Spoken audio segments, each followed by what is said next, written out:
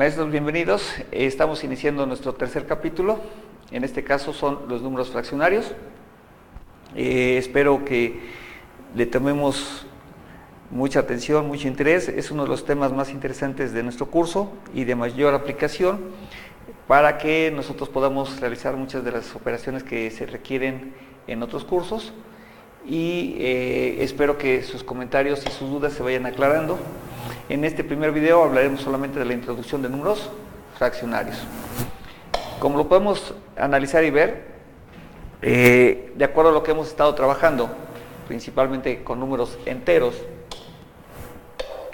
ya podemos efectuar sin ningún problema las sumas, las restas y los productos, ¿verdad? En muchos de los problemas ya podemos hacer estas situaciones sin ninguna restricción para los números enteros.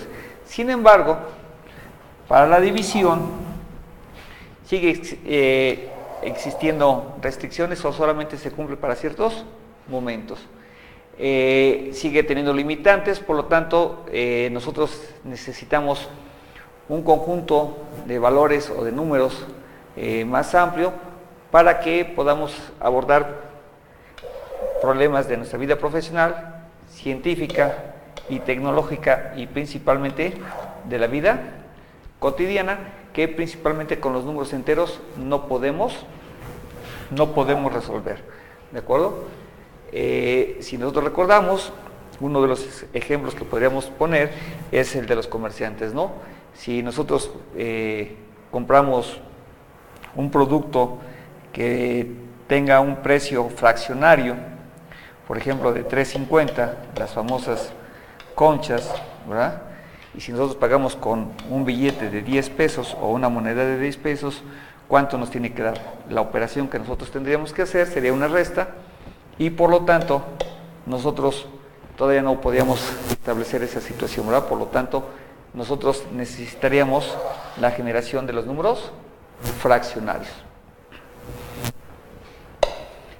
El conocimiento de los números fraccionarios, recordemos, si hemos analizado un poquito la historia, surgieron mucho antes que los números enteros, negativos, ¿verdad? Pero la necesidad de estudiarlos posteriormente es debido a que es un conjunto mucho mayor, ¿verdad? Mucho más grande que los números enteros, ya sean positivos y negativos. Existen civilizaciones, por ejemplo la egipcia, que nos habla que ya operaban con fracciones, ¿verdad? Y principalmente aquellas que fueran de numerador 1. En el caso de los babilonios, recordemos que ya usaban el sistema o las fracciones hexagesimales, principalmente para manejar lo que nosotros hablamos como unidades angulares o unidades de tiempo. Pero nosotros tenemos que estar trabajando todos los días con este tipo de valores, con este tipo de cantidades, lo que nosotros llamamos fracciones.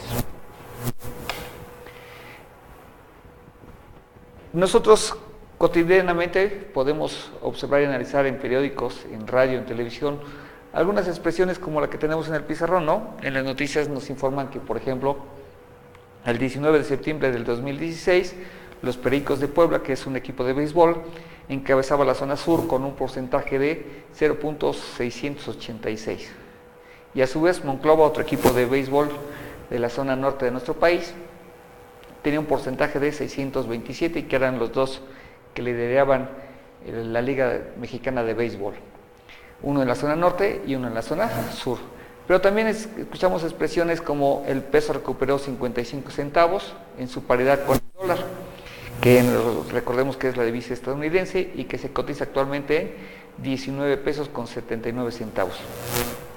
Pero también nosotros que nos dedicamos a la docencia y nuestros alumnos pueden encontrar en sus libros, principalmente de química, física, ¿verdad?, expresiones como la primera que nos establece que es el área que es igual a 1/2 de la base por la altura, que si nosotros recordamos es el área del triángulo. En este caso, la siguiente expresión, V es igual a 3/4 de pi por radio al cubo, que sería el volumen de una esfera. Y la conversión de grados Fahrenheit a grados centígrados, que son 5/9 de la diferencia de los grados Fahrenheit menos 32.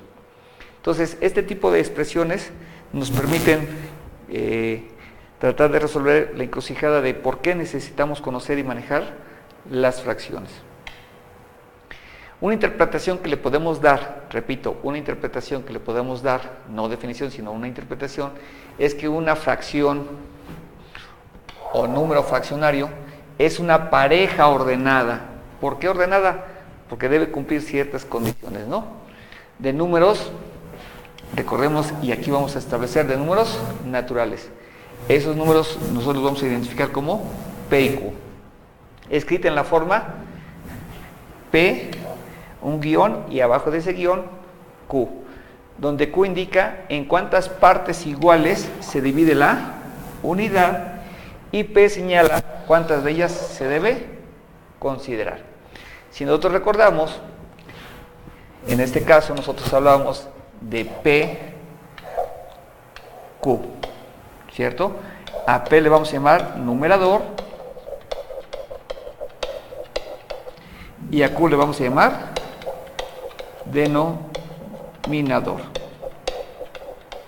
En este caso nos dice que deben ser números naturales. Escribamos algunos ejemplos. En este caso, 2, guión y abajo el 4. Otro ejemplo que podríamos escribir sería 5 y abajo 6, 3, abajo 7. Pero si nosotros recordamos, y alguien podría hacerse la pregunta, bueno, si vamos en un crecimiento, primero vimos en naturales, luego vimos enteros, y ahora estamos viendo fraccionarios, aunque primero aparecieron los fraccionarios que los enteros, ¿por qué no puede utilizar enteros en este momento? Porque nos podrían quedar fracciones de este tipo, maestros.